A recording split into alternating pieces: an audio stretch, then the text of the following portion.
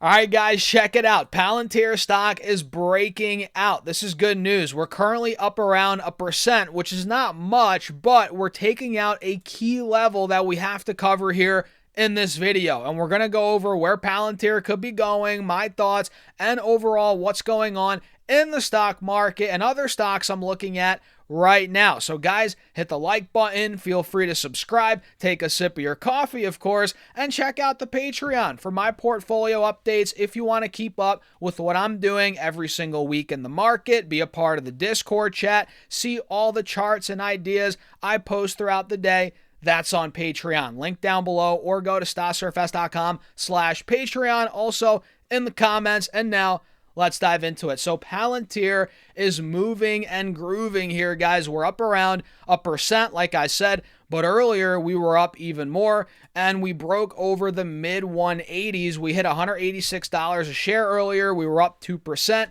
And we then, since then, have seen a little pullback, but still, we're within the breakout right now, which you guys, if you saw my video, I don't think we did an update yesterday, but from 2 days ago, I'm sure you all remember this, we talked about the wedge here. Do you guys see this wedge, right? We're now starting to play out. Look at this, or break out rather. The wedge is looking good, right? We can see we're above these moving averages now. We have a golden cross. We're taking the wedge out, and we're breaking out of the highs, not only from yesterday, from Monday, but also from Friday, Thursday, last week, So Palantir has broken out of the highs essentially from the last 2 weeks now.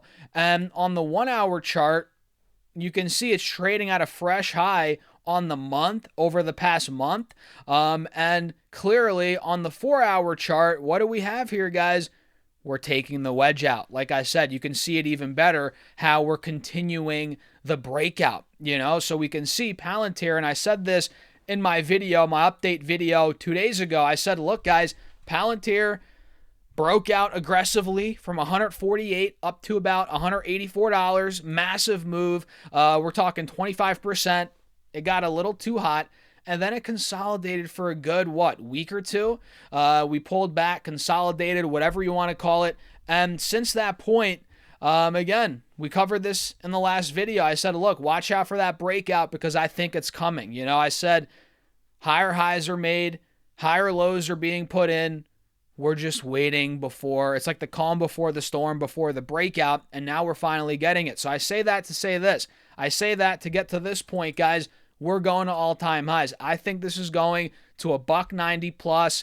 I think we're going towards $200 a share by the end of this year. I think, funny enough, it's in the same boat as NVIDIA. It's at the same price. It's kind of in the same, the chart looks similar. NVIDIA is already seeing a breakout, or at least it was last I checked yesterday. Yeah, it still is now. Look, we are now up about 0.75% on NVIDIA. We're seeing this triangle play out after a little consolidation, right? I think this is exactly how Palantir is going to play out. We've been flat a little bit for a good, 2 months on the stock. If we really look at where it was early August, you realize, okay, the stock hasn't done much since early August. We're at the same price we were at 2 months ago. So if you look at it like that, it's in the same spot as NVIDIA, and it's looking like Palantir is just lagging NVIDIA a little bit.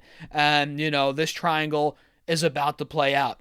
And that's kind of what I've been saying here for the last couple of weeks, and it's slowly starting to play out, That wedge we called out is playing out.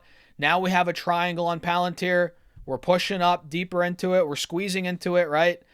This triangle. And we have this cup and handle as well. This is a cup and handle, clear as day on Palantir forming now, guys, which it all leads to the breakout. It all leads to that breakout above 185, 190. All the charts are pointing to that. Now, all we have to do is wait for it and see if we get it. It's not guaranteed. It's not guaranteed, but it's one thing that I'm watching for. The main thing I'm watching for on the charts right now to see if this triangle plays out, and most importantly, that cup and handle. So I put my alert at $1 or 100, not a dollar. That would be bad, guys. I put my alert at $190 a share, and I'll do another one at, let's say, $187, right? A little under that. right below that. So what do you guys think? Am I nuts? Am I crazy? Or do you guys see what I'm seeing? You know, I'm pretty sure a lot of you are going to see what I'm seeing here.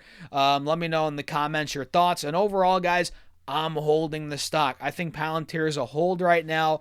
And, you know, if it breaks out towards 200, like I said in previous videos, I might consider locking in some profits, taking some shares off, but we're not there yet. We'll see how that goes, and I'll keep you guys updated, especially if you're in the Patreon. You guys, you hear it first, right? I post all the updates in real time on Patreon. If you want to check it out, that's linked down below. Also, it's in the comments as well. Make sure you guys join. I appreciate all the influx of people that have been joining. Guys, the Patreon, you know, a lot of you guys are joining. There's a lot of value. I appreciate all you for doing that. So let's see some other stocks now quickly that are moving today. We covered Beyond Meat in another video. That's moving. Micron's also popping. I mean, guys, this stock has been on a generational run. I don't know what's going on, man. This thing was at $58 a share back in April. Now we're up another 7.5%, breaking towards $180 plus.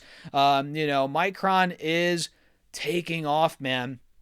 And I don't even know, did we get a catalyst today? I'm not seeing anything on the live news tab here, but this thing keeps going. So Micron, I'll be honest, I think it's a little overbought. I wouldn't be chasing this. If anything, if I was in it, I'd be locking in profits. That's just me, though. Of course, do your own research.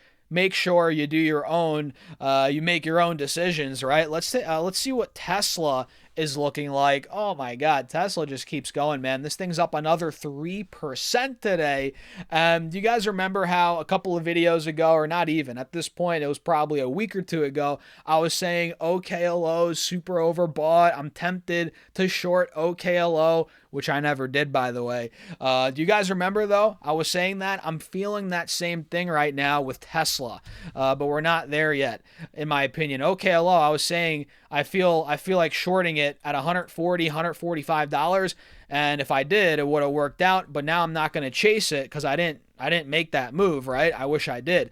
But again, now I'm seeing it with Tesla. I think Tesla, especially if it goes towards 470, 475, which now it's at 460, if it goes up even more, I think it's going to be ridiculously overbought, and a big pullback's going to come. But who knows? This thing could be on its way to $500 before it sees that pullback, guys, for all we know, which is the risk in shorting, especially something like a Tesla. I think shorting Tesla is way more risky than an OKLO, for example, just because of the name Tesla, Elon, him having X, the megaphone, right? He could tweet something and Tesla goes up 20%, or maybe not 20%, but it goes up a lot. You know how that goes, right? So it's risky, but at some point I will, seriously consider shorting Tesla, buying puts, especially if this gets out of control. If it gets anywhere near 470, 475, $500, guys, yeah, $500,